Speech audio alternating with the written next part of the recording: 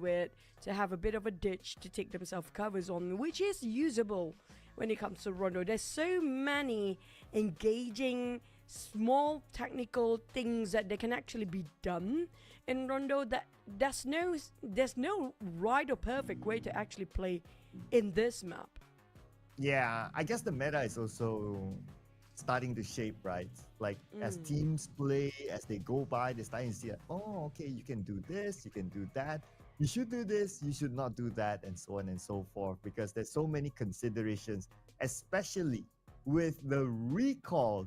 Do you want to take non-stop fights just because you can recall your teammates? And then when you need to recall your teammates, it's only available in certain spots in the map.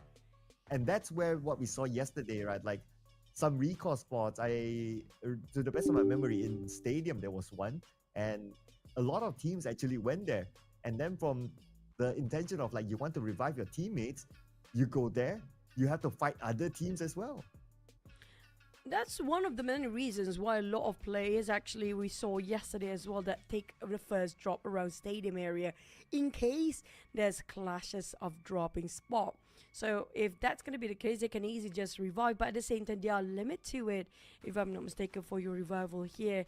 And at the same time, it also means a huge challenge for the players. If they don't wipe out the entire team, that team will come back and bite you back in the neck later on after they're being recalled. So that's a lot of equation they have to put into their mind for the players to make sure that if you are to engage with the team, you have to find all 4 players. If not, they will hunt you down later on. Oh yeah, you have to finish up the job, right? If not, it could be a revenge moment, a revenge arc by those players that are still alive as they recall back their teammates, get back onto the battleground. They see, you were the one that eliminated me. Okay, now it's time for revenge, and that becomes something.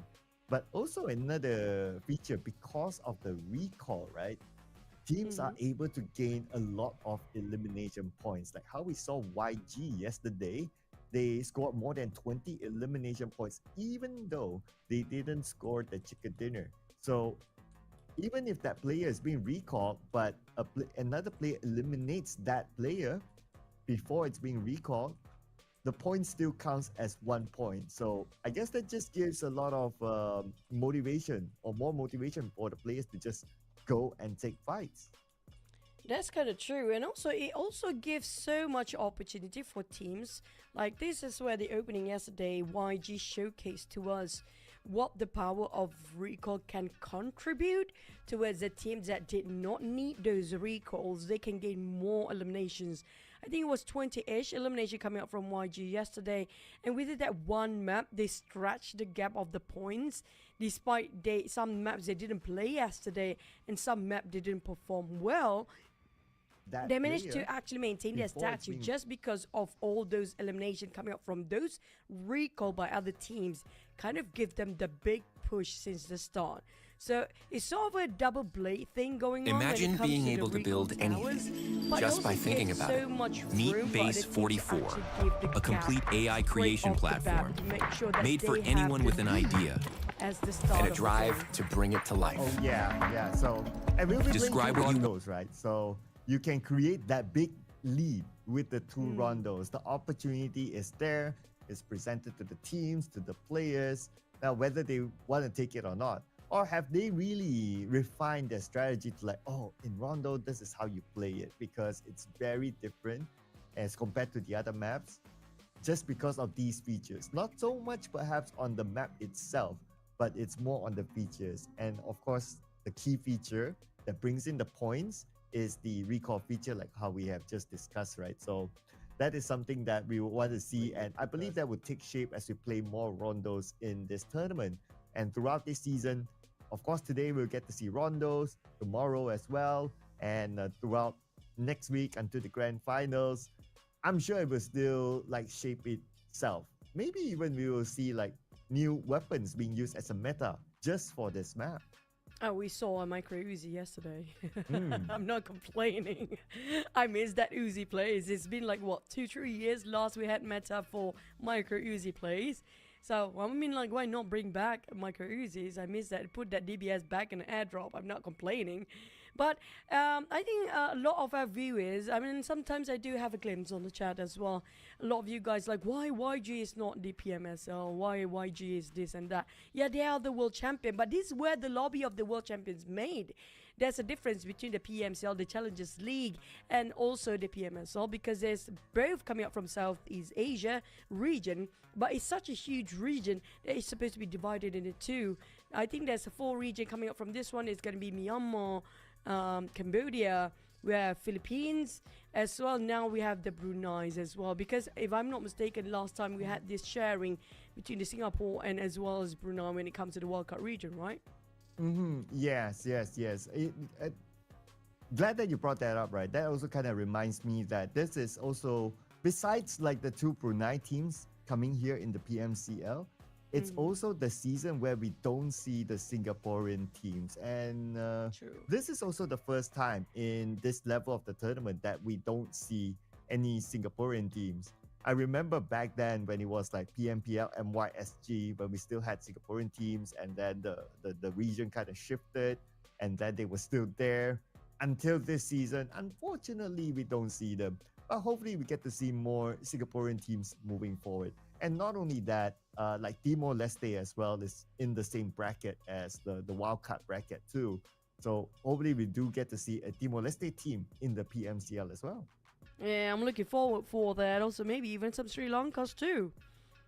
Because the thing is, it's divided. I love the fact that it's kind of a divided regions because we get to see all different plays when it comes to each of a representative from PMCL, PMSL, and A or PMSL, each of the regions. If you see the coming up from the Challengers League, they have very unique interpretation of the game itself that we don't get to see a lot for all the other regions. I love for us to actually retain that uniqueness coming up from PMCL too. Yes.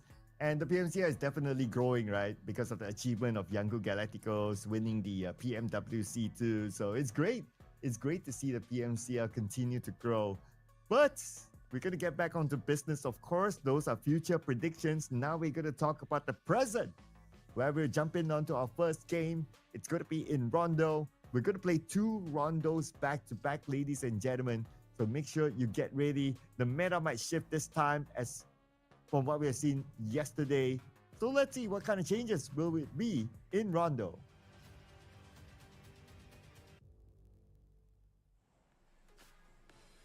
We're getting into the 8x8 kilometers with multi-seasonal places when it comes to this map. And what unique about this, I love the Oriental Classic that we have. We don't see a lot of players actually playing around the bamboo area. I hope we have a different circle this time, but it's still going to be a 1 flight path only coming up from the area of Kunsha that's going down all the way towards Fongtun. So that's going to be quite a generous flight path, not really precisely in the middle, but a bit of a long journey if any teams want to go around Rinjang or around Tin Long Garden area. I'm happy with any circle except for Jadina City because it's just too big to have an urban warfare.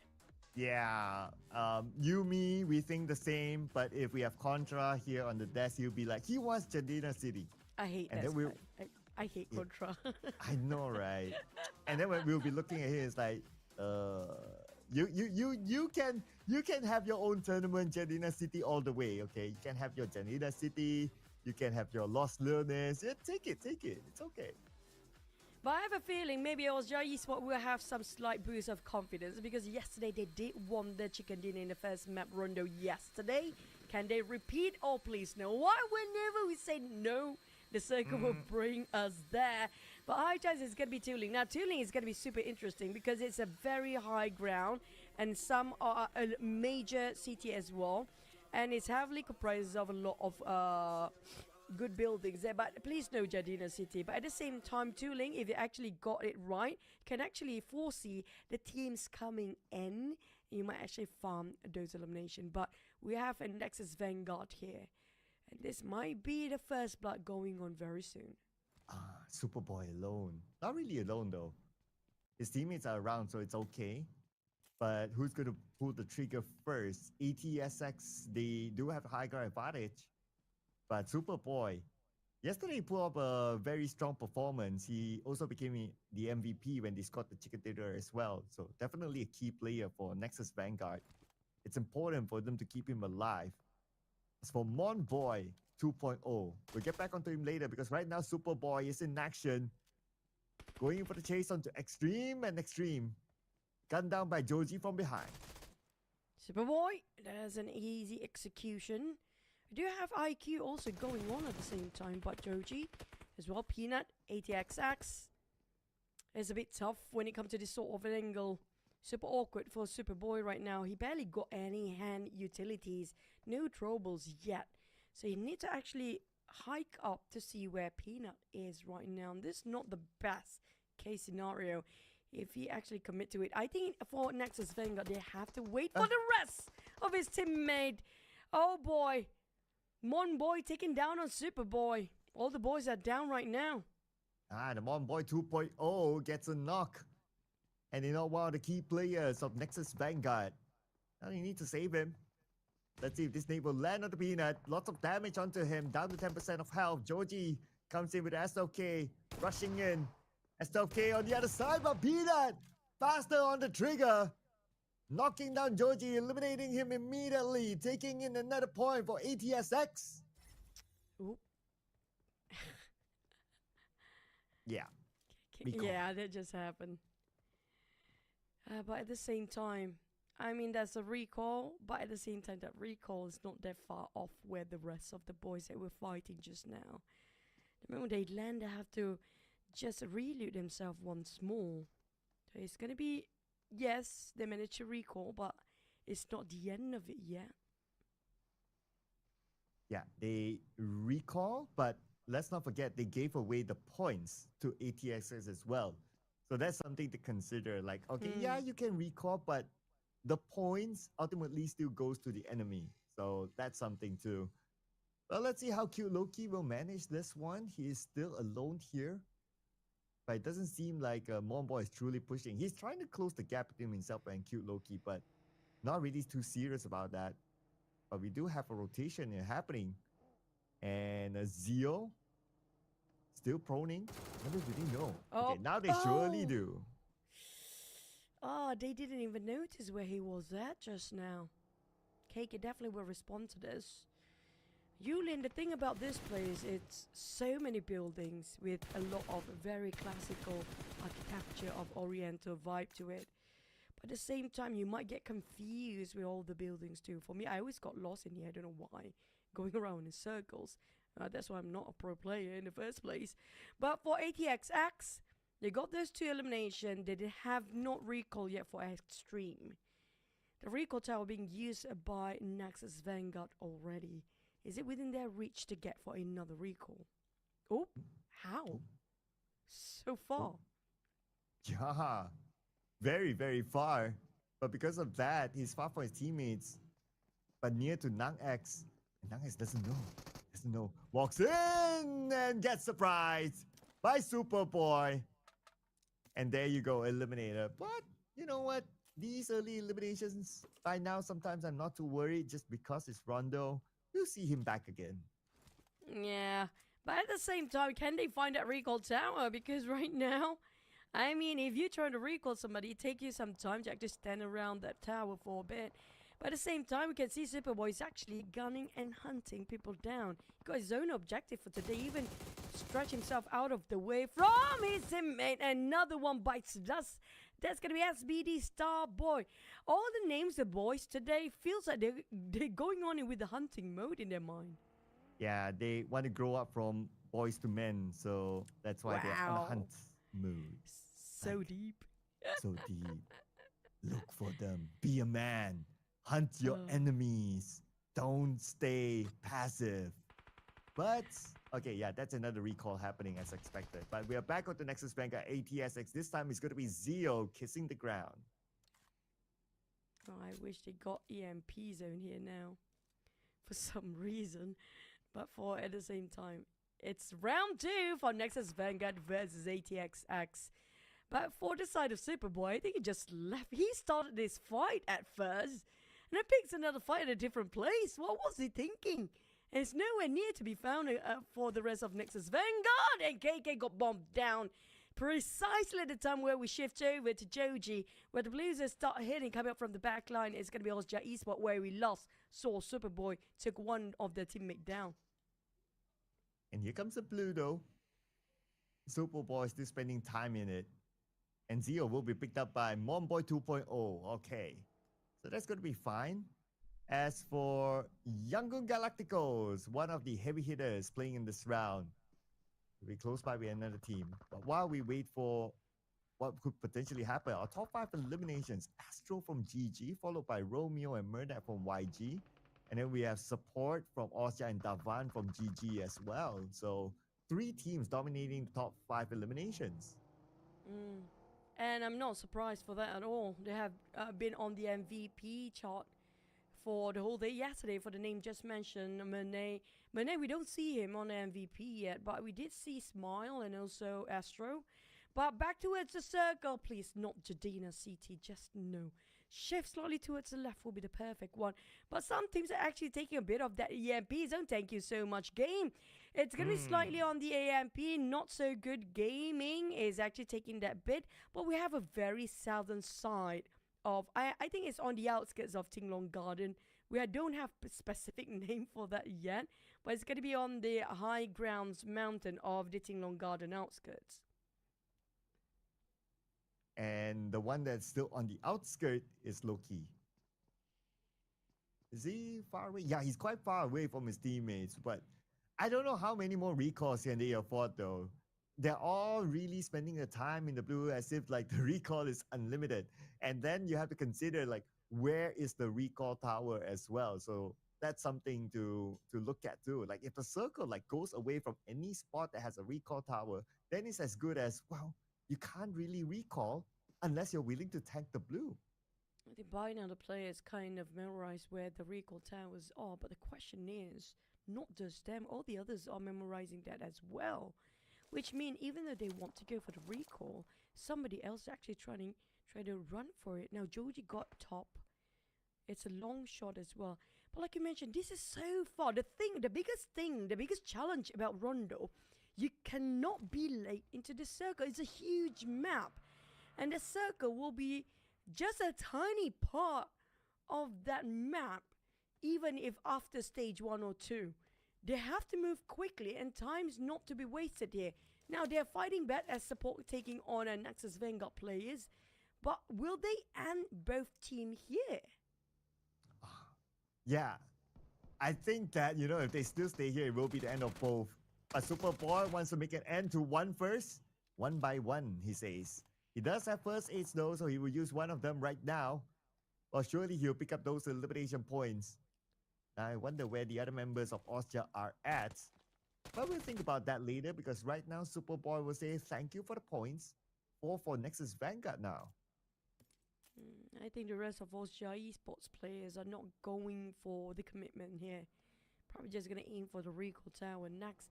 But the area of Dongshan, we do have some teams going against each other. It's still SBD versus ATSX.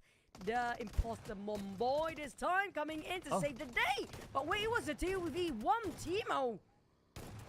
That was fast, that was clean, and that was brutal. But we're not done yet. SBD, they still have to fight against ATSX. Down to 2 players, but SBD do have the numbers for now. Oh, lots of damage onto ATSX Peanut. Now very, very low, and they're still in the blue. At the same time, support got taken out elsewhere. Zio fights back. It's now a 2v2, Starboy and Wrong on the outer side. While on the inside is going to be the 2 players of ATSX. And we're going to hit, and we are already in stage number 3, so the blue is starting to hurt a fair bit. So they have to win this fight quickly. Looking over at their healing utilities, Peanut has none. Starboy knocked down by the blue. And Peanut will finish on Starboy, and he will say thank you for that point. Now 1 more to go. Wrong on 2nd floor. For any consolation, at least the area of Hongshan is not that far off from the last circle we've seen. But with what they have right now, Wrong have to survive just to make sure that he can go for the recall tower, but he has to fight his way out first. Prepping the nade, hoping it will somehow land onto somebody, but it's just a bit too premature. We do have Hybrid XRA versus Goa at the same time. Multiple fights going on despite only stage number 3, but stage number 4 will hit. As long as they need to take this one out, I mean, they cannot last long in Hongshan. It's stage 4. Later on, it's not going to be enough. And they don't have any other players like elsewhere to do the recall, so this is very dangerous for ATSX. But they are really taking their time now. Very cautious about wrongs. Oh, that's big. That's big on the Peanut, but Peanut is still able to get that final blow. And lucky enough for him, he found 2 first aids inside of wrong. Oh, he needs to get into the call quickly for the rest of the players, unfortunately. But Team Max, at least we get to see the fights inside of the circle, which a lot of them are not in it, except for these teams, of course. Team Max versus not so GG. I think it's going to be a bit of a pause between the players, due to the street in between that divided them into 2 sides. But they are not alone. We have another team around that corner, and that's going to be Infamous Aviera.